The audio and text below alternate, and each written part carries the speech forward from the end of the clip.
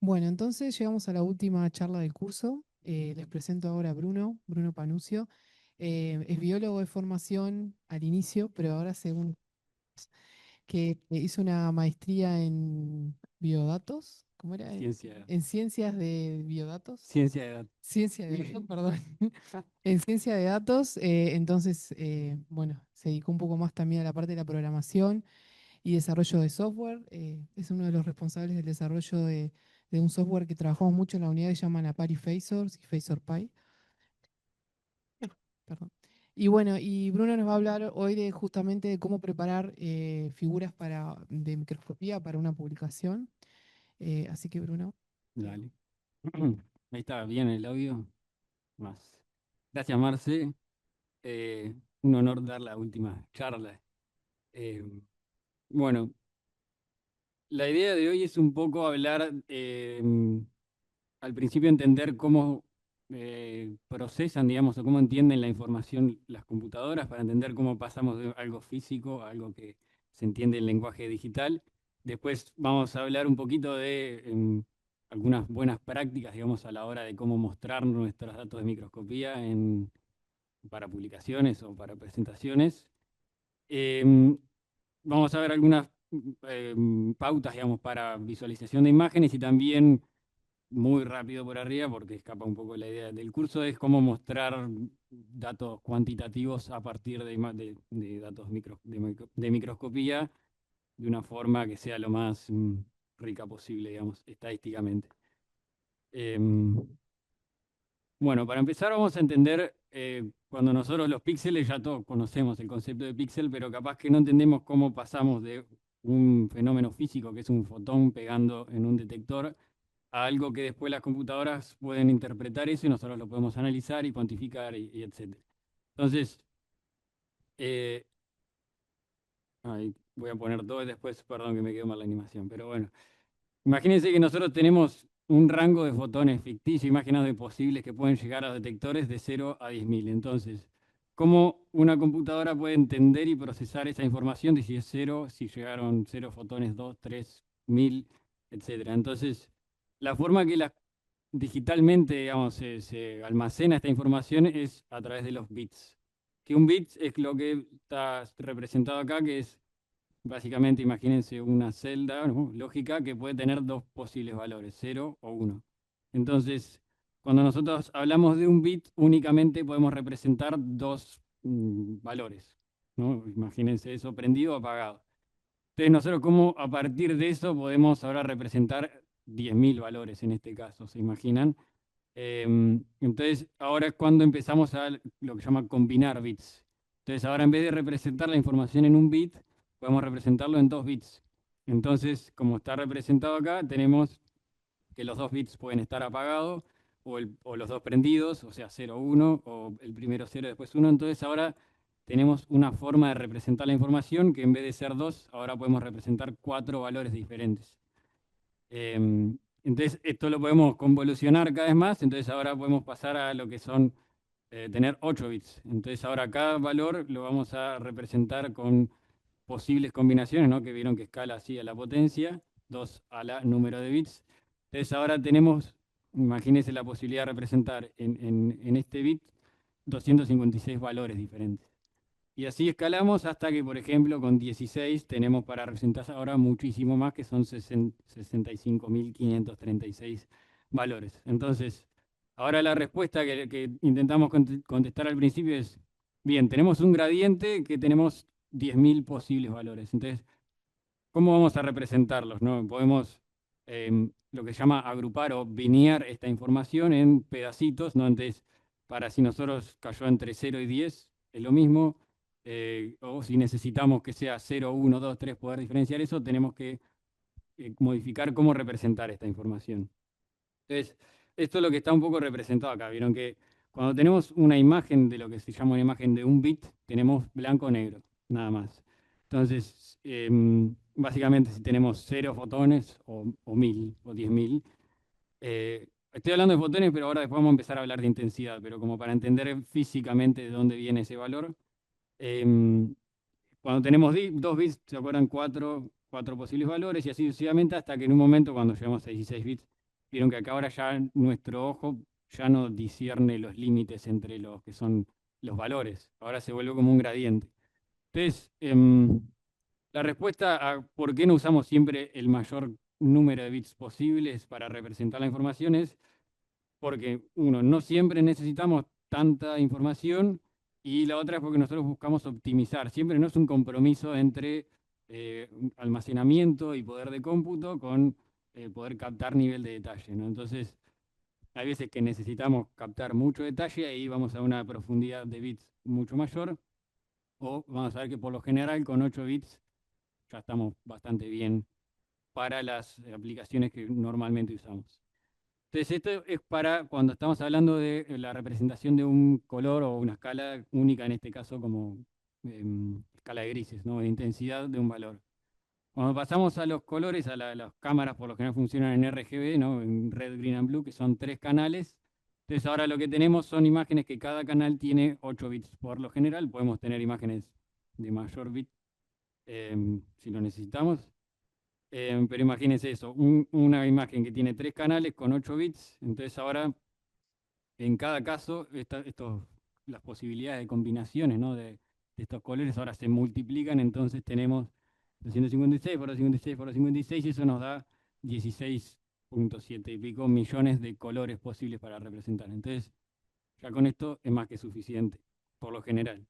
Acá vieron también lo mismo, el bandeo ya desaparece cuando pasamos a esta imagen de 24 bits porque es 8 más 8 más 8. Ahí tenemos los 24. Y lo mismo vemos en esta imagen cuando tenemos una imagen de una profundidad de bit baja, pasa esto, que es como que empezamos a agrupar, a alinear, digamos, diferentes colores y los representamos como un mismo color. En vez de estas otras que tienen más profundidad que ahora podemos explayarnos y tener más variedad de colores. Entonces, ¿a qué voy con todo esto? Porque explicamos lo del bits y todo eso para poder también entender un poco de dónde salen estas estructuras que nosotros los vemos, creo que lo vieron ya cuando adquirieron en los microscopios, espero que sí, que son los histogramas. Entonces, un histograma es una forma de visualizar la distribución de nuestros datos, en este caso datos de intensidad, en una escala unidimensional en realidad, porque tenemos una escala que representa la intensidad. Acá tenemos, vieron que va de 0 a 255 porque tenemos una imagen de 8 bits, lo dice ahí. Perdón, me spoileé. Quería que pensaran, pero ya lo spoileé. Tenemos una imagen acá de 8 bits que en este rango entonces se representan las diferentes intensidades y en el eje Y se representa la frecuencia de cuántos fotones hay en esa imagen que tienen esta intensidad. Entonces, para entender un poco más este histograma más simple, por así decirlo, tenemos entonces que, imagínense, acá con intensidad cero, imagínense, tenemos una imagen y hay un solo píxel que tiene intensidad cero. Después intensidad 1 tenemos 2 píxeles, intensidad 2 tenemos 3 píxeles, y así es como generamos estas distribuciones. Em, esta forma de visualizar resulta bastante útil, realmente visualmente fácil, rápidamente podemos ver cómo se distribuyen nuestros datos. Y nos permiten ver posibles errores que intentaremos corregir preferentemente al momento de la adquisición en el caso de la microscopía. Entonces, uno de los problemas más comunes es el tema de la saturación. No sé si ya estuvieron hablando un poco de esto, ¿no? Más o menos, espero que sí en los prácticos. Pero para entender un poco más visualmente qué es la saturación, nosotros tenemos un histograma que tiene un rango fijo, ¿no? Tenemos tantos profundidad de bits, entonces los valores de intensidad pueden ir de 0 a, en este caso, 100, por ejemplo. Em, ¿Qué pasa cuando nosotros ajustamos algún parámetro que hace que un valor de 150, o sea, que hayan valores, por ejemplo, de intensidad mayores a 100, que es 150? Entonces, lo que va a pasar es que ese 150 se va a representar como un 100, porque es el máximo valor que podemos representar. Entonces, lo que va a pasar es que vamos a empezar a ver estas distribuciones eh, agrupadas hacia la derecha, que son poblaciones de píxeles que tienen una intensidad que ya están en el límite superior. Entonces, no sabemos. El problema es que no podemos diferenciar si es un píxel que realmente, en este caso, tiene esa intensidad máxima de 100 o si tiene más. No lo podemos diferenciar porque los agrupamos todos juntos. Entonces, esto es lo que llama el clipping, ¿no? Vieron que está clipeado. Imagínense esto que tendría que ir más hacia allá, pero cortamos y agrupamos todos juntos ahí en ese mismo, lo que se llama el bin que es el último, no sé cómo sería la traducción de bin en español, pero bueno, ese, ese pedacito, no sé. Bueno, ese es uno de los problemas más comunes que lo podemos generar en dos instancias, sobre todo. Una es en la adquisición, que ese es el peor problema porque no hay vuelta atrás, esa información ya no nos sirve, básicamente. Y el otro problema que podemos generar esto también es durante el postprocesamiento de las imágenes, ajustando las intensidades, que bueno, ahí si tenemos la original, por lo menos podemos ir para atrás y corregir este problema. Pero por eso siempre es mejor de pique tener la mejor información posible. Otro problema, o no tan importante, porque sí, también este es más plástico, podemos jugar con esto, es el tema de que estos histogramas nos permiten ver si estamos pudiendo, si estamos utilizando todo este rango de intensidades que nosotros potencialmente podríamos diferenciar. Entonces, siempre si nosotros tenemos un rango de 0 a 100, lo ideal sería ajustar nuestros parámetros de adquisición o de intensidad en el postprocesamiento para que este rango se vea ocupado en su mayoría, al menos. Siempre teniendo en cuenta de no ajustar esto de no saturar, ¿no? Pero imagínense lo que podemos hacer es estirar este histograma, ¿no? Tanto en la adquisición, ¿no? Jugando, por ejemplo, con la sensibilidad o el láser o algo, para que esto se vaya más hacia la derecha, es como que se estira y ocupe más de ese rango dinámico posible. Rango dinámico, hablo porque nosotros podemos diferenciar, dinámico porque podemos diferenciar intensidades. En este caso acá ya no es dinámico porque no podemos diferenciar si es 100 o 150, eso hace que ya no sea dinámico. Por eso el rango dinámico es este posible, digamos, que siempre es lo mejor ocuparlo lo más que se pueda, sin saturar. Bueno, eso como etapa previa, ¿no? Para entender de dónde vienen las imágenes, cómo se procesa la información a nivel digital, cómo se representa. Y ahora vamos a ver un poquito cómo algunas buenas prácticas a la hora de procesar y mostrar nuestros datos. Esto ya le digo, son guías que se pusieron de acuerdo bastantes actores importantes en este ámbito y bueno, dijeron, está bueno hacer esto, está bueno hacer esto, está bueno no hacer esto, pero son guías. Al fin y al cabo uno es responsable de su ciencia. Así que bueno, nosotros una cosa que vieron que frecuentemente demostrar en los papers, en las publicaciones, es mostrar imágenes de fluorescencia con diferentes colores. Que dependiendo del detector y la cámara, pero por lo general estos detectores funcionan en blanco y negro, digamos, es una escala única, no detectan colores en sí. Entonces, lo que nosotros hacemos es colorear artificialmente estas imágenes. Y eso es lo que llaman estas lookup tables, que vamos a ver después en la actividad práctica con lo que son. Pero básicamente tenemos, imagínense, esta imagen que lo más frecuente es esto, una imagen de 8 bits, 0 a 256. Tenemos este rango de intensidades que lo podemos ahora asignar a un color, cada intensidad a un color, ¿no? Entonces, por ejemplo, intensidad 0 le asignamos color negro, intensidad 100 un grisecito, y intensidad máxima blanco. Y entre medio todo un gradiente de colores para las intensidades intermedias. Entonces, esa es lo que es la escala de grises o grayscale, que la que en realidad preferentemente vamos a usar, sobre todo para mostrar cuando son imágenes de canal único. Ahora voy a ir un poquito más en detalle. Pero si nosotros queremos colorear por alguna razón, podemos elegir varios colores. Vieron que o sea, frecuentemente se utilizan estos tres, que es el azul, el verde y el rojo, pero espero que vean desde ahí inclusive que hay problemas. No está la misma imagen coloreada con diferentes lookup tables, ¿no? Gradientes, que no sé si se ve, pero acá en el azul ven mucho menos detalle, ¿no? que por ejemplo en el verde. Eso porque nuestros ojos, ¿no? Los fotorreceptores son más sensibles al verde que al azul. Entonces, representar estas imágenes en azul puede engañarnos. Vieron como las ilusiones ópticas, nosotros le creemos demasiado a los ojos y hay veces que nos engañan. Este podría ser uno de los casos. Así que, a grandes rasgos, em, evitar el rojo y el azul, si se puede. El verde está bastante bien. El mejor cuando estamos hablando de una imagen única, de un canal único, siempre es la escala de grises. Es bastante inambigua y bastante se ve bien. Otra variable es esto, otra variación es lo que llaman las lookup tables multicolores, ¿no? Como esta que sería el arco iris, que está interesante para utilizar cuando nosotros queremos visualmente diferenciar lo que llaman las características DIM, o sea, de baja intensidad, con los píxeles de alta intensidad, ¿no? Entonces, vamos a ver que los píxeles de alta intensidad quedan un rojito y los píxeles de baja intensidad en este caso quedan más violetas, azules, y visualmente muy rápidamente nos permite ver cuáles son los píxeles de baja o alta intensidad. Entonces eso están bastante bien, funcionan bastante bien, salvo algunos problemas que vamos a ver ahora después.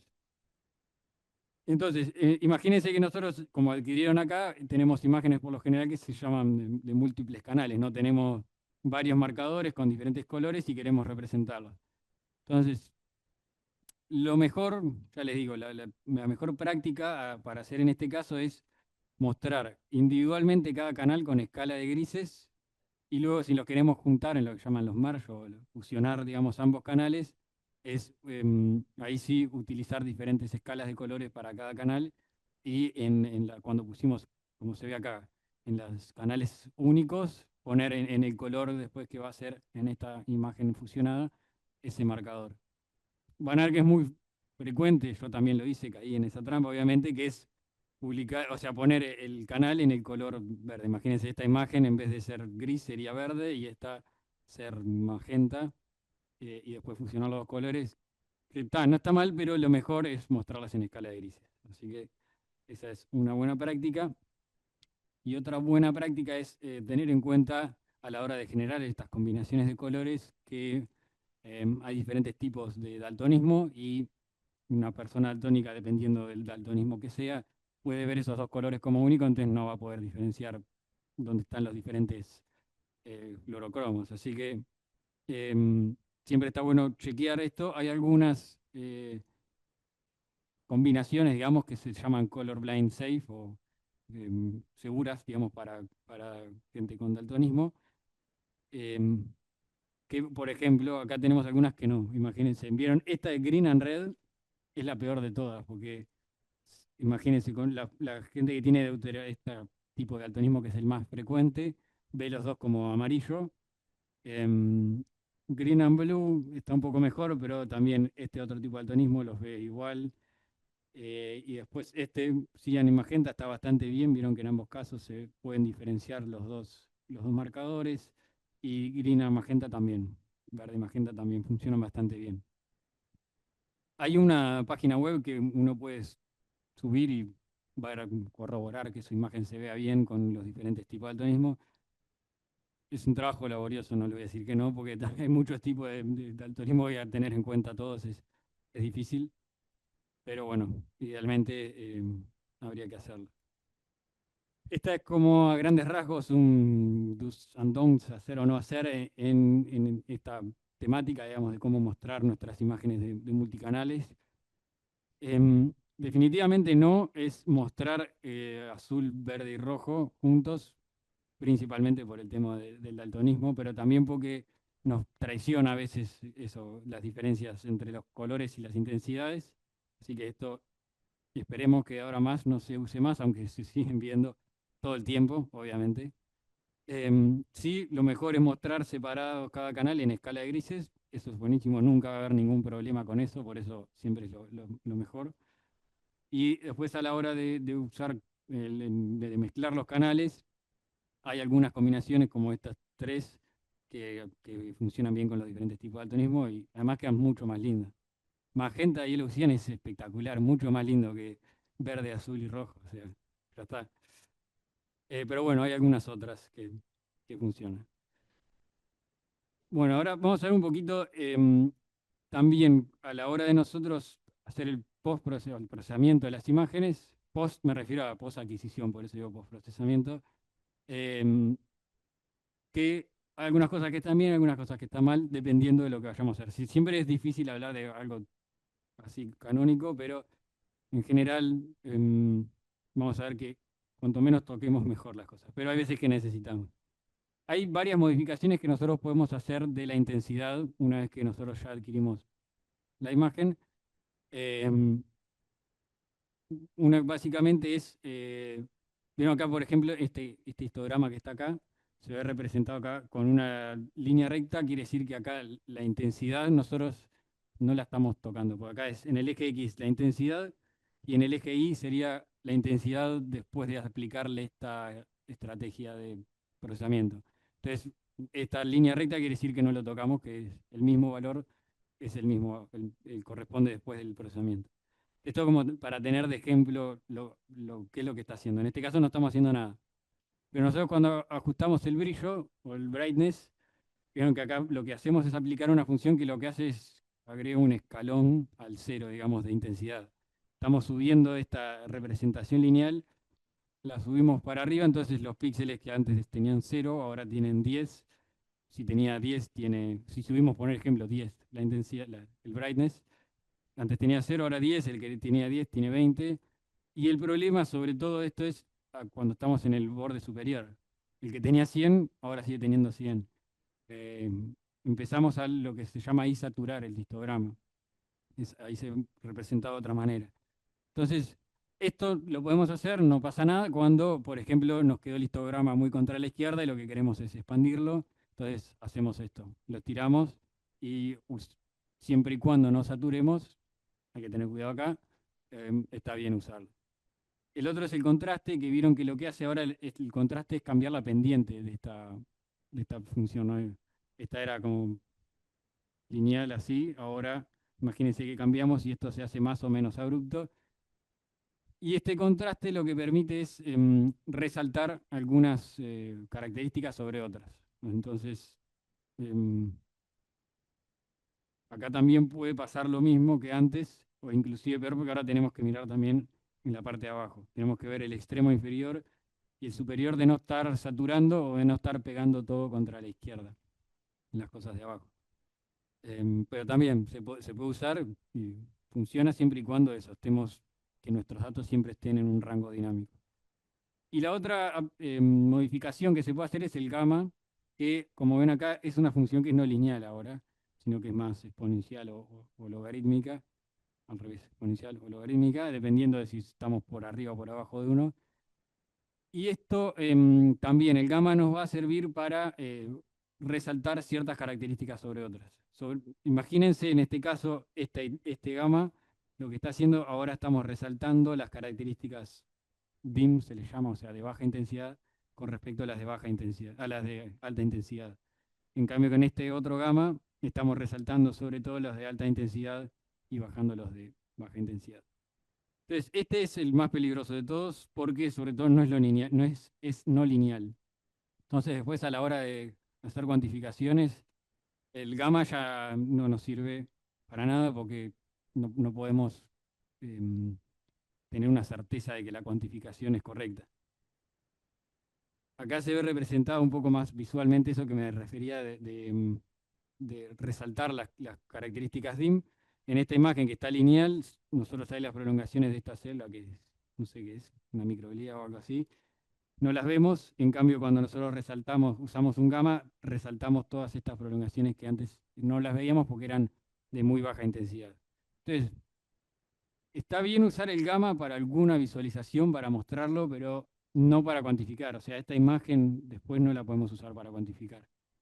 Las otras podríamos usarlas, ¿no? Si usamos alguna de estas otras modificaciones, podríamos usarla siempre y cuando estemos en el rango dinámico y siempre y cuando apliquemos la misma modificación a todas las imágenes que queremos comparar. Entonces, si tenemos varias imágenes, varios grupos experimentales y a una le subimos 10 el brillo, a todas le tenemos que subir 10 el brillo, a todas la misma copy-paste, todo el procesamiento para que sean realmente comparables. Entonces, estas también son otras como guías, sugerencias a seguir a la hora del procesamiento, que es eso que les acabo de decir, de aplicar el mismo procesamiento a todas.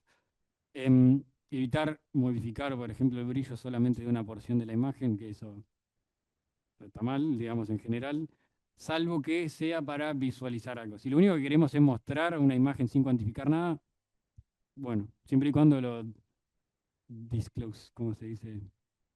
Aclaremos, está todo bien, no pasa nada. Em, lo otro, de vuelta, si usamos estas operaciones no lineales, hay que decirlo, y no hay que cuantificar eso preferentemente.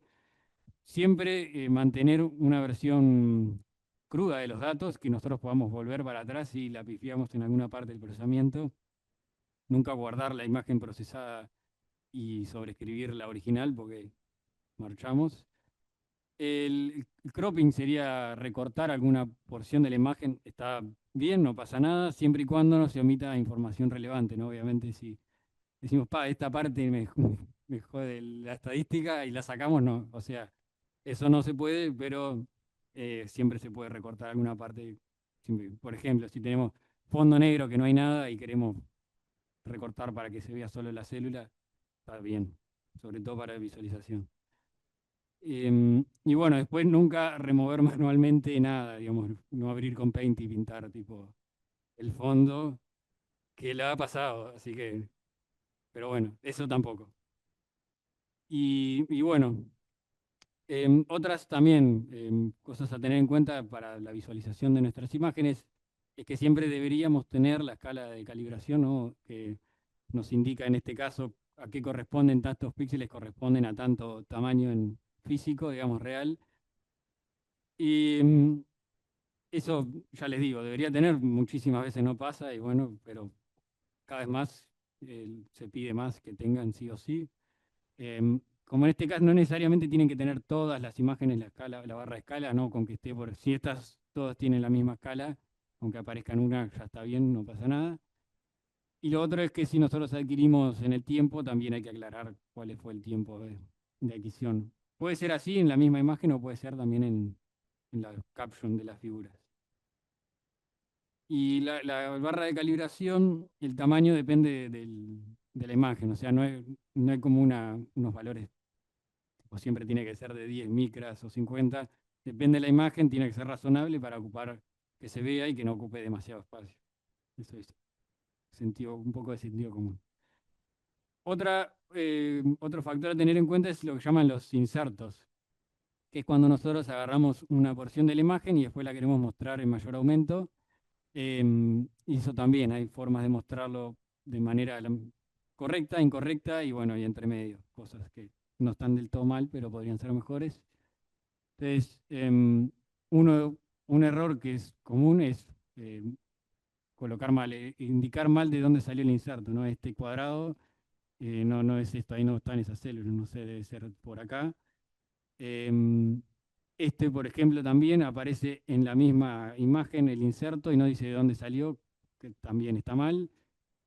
Em, este, lo mismo, también dice, aparece acá el inserto, pero no aparece el cuadradito de dónde salió. Y estos son ejemplos de que este es el ideal, por ejemplo, es indicar de dónde está bien, que el inserto esté por separado, que no esté en la imagen mismo, que oculte parte de la imagen. Y puede ser con estas rayitas o sin las rayitas, no pasa nada, siempre y cuando como se indique.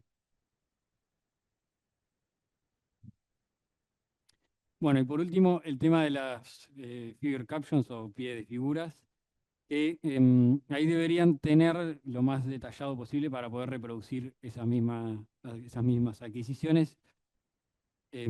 Acá hay una lista de algunos de los parámetros que básicamente sí o sí tienen que estar a la hora de incluir esta información, que siguen los FAIR Principles, que es de reproducibilidad en la ciencia. Y, o sea, básicamente es incluir toda esta información que puede, dependiendo de la revista, te lo piden que esté en el pie de figura mismo, o a veces puede estar en materiales y métodos. No importa, el tema es que tienen que estar y que alguien pueda agarrar esto y reproducir lo mismo, la misma adquisición en su laboratorio si tienen los mismos instrumentos. Bueno, y ahora sí, por último, el tema de, hasta ahora era cómo mostrar los datos visuales y cómo cuantificar, y ahora es cómo mostrar los datos cuantitativos. Esto es más general, en realidad, aplica para microscopía o para lo que sea, es a grandes rasgos, ¿no? Que hay diferentes formas de mostrar.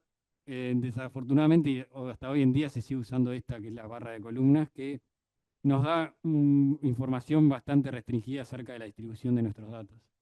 Nos da básicamente las tendencias, el promedio y la desviación estándar o el SEM o lo que sea.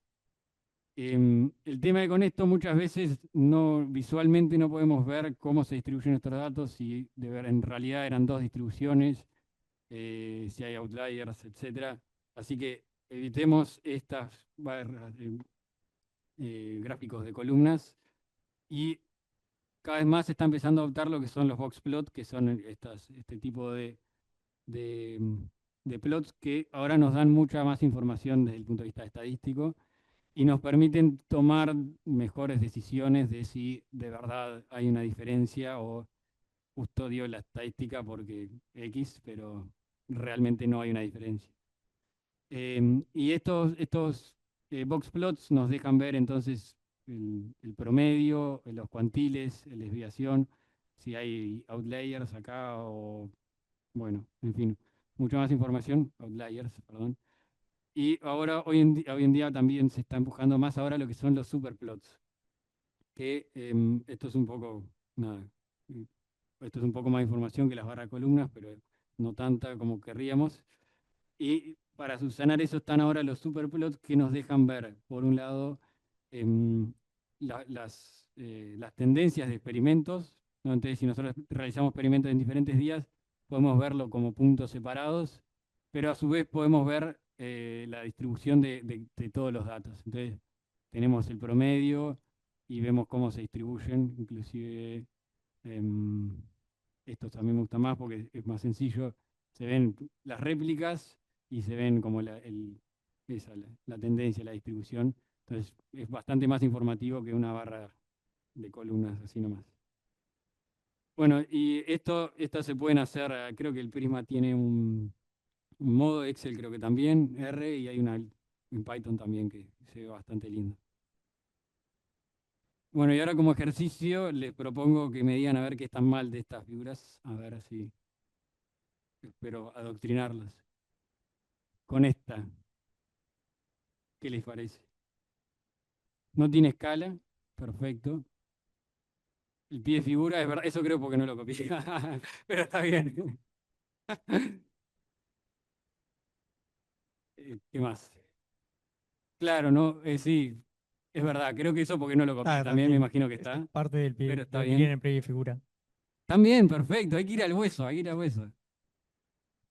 Los canales por separado no están perfecto. Azul, verde y rojo juntos, perfecto. Todo mal. Y además está súper saturada. ¿Vieron estos? Sí, ahí está un poco peor todavía, o no sé, pero esto que se ve todo homogéneo, bien lisito, es porque está saturado. Quiere decir que fuimos al máximo y todos esos valores son el máximo. Acá en la compu no se ve tan así, pero igual está bastante saturado. Sí. Bueno, básicamente eso. Combinación de colores, no mostrar los canales por separado, saturación, no hay barra de escala. En estas, un poco mejor. No está la escala, perfecto. Sí. Está, hay rojo, azul y verde de vuelta. Están esos tres colores. No parece estar saturado. Se indica solamente uno de los. Bueno, no sé esto. Sí. No están los canales por separado. La escala ya la dijeron, sí. Y esta barra lo que intenta hacer es como seguir la intensidad a lo largo de esa barra, de esa línea, y eso es lo que está representado en estos esquemitas. El tema es que no sabemos cuál es derecha e izquierda, ¿no? Si este es este o este es este. Entonces, por lo general conviene poner alguna dirección o alguna unidad que nos permita diferenciar eso. En esta, está bastante saturado. Sobre todo el rojo. ¿Cómo? Está el inserto en la misma imagen. Perfecto. Los canales separados están con colores. No hay barra de escala tampoco. Perfecto. Esta.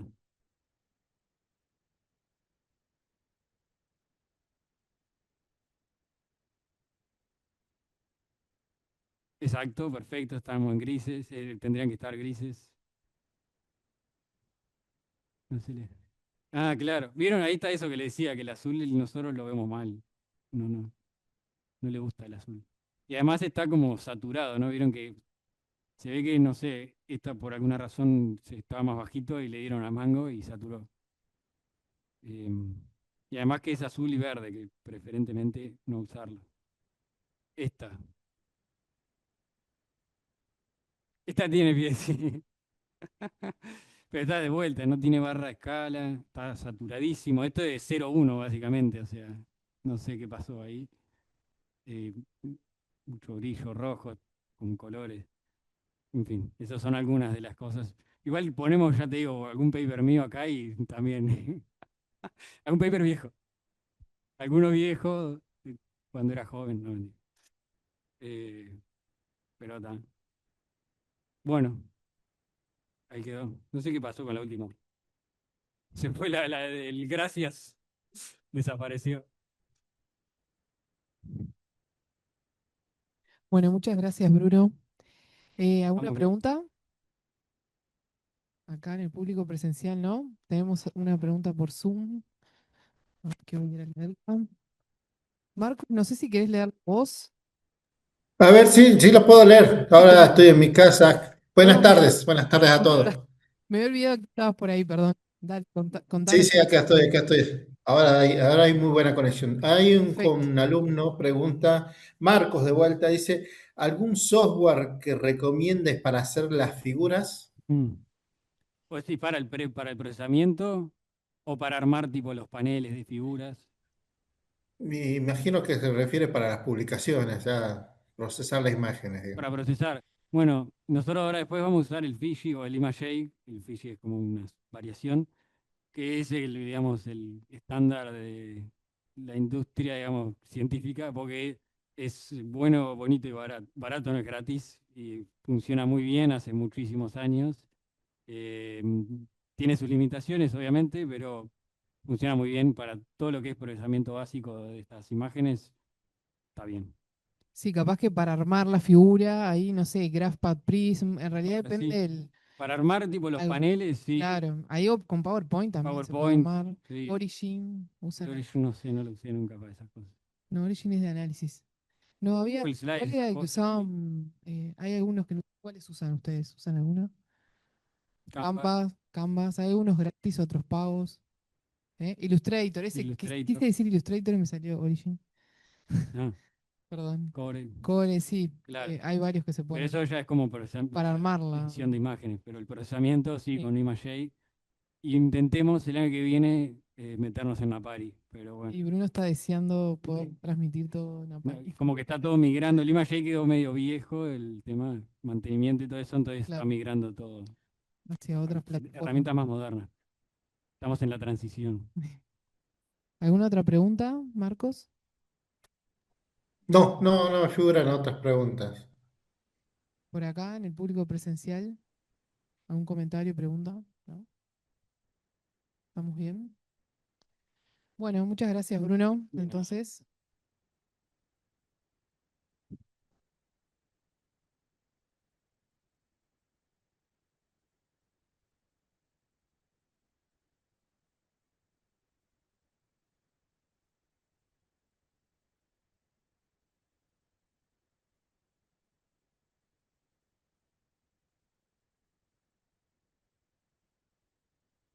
¿ahí me escuchan? ¿Sí? ¿Se escucha? Sí. Yo no me escucho a mí en el parlante, pero está bien, ¿no? Sí, se escucha por ¿Sí? Zoom. ¿Se escucha? Está perfecto, gracias, Sí. Marcos. Bueno, llegamos al final del curso. Hemos sobrevivido.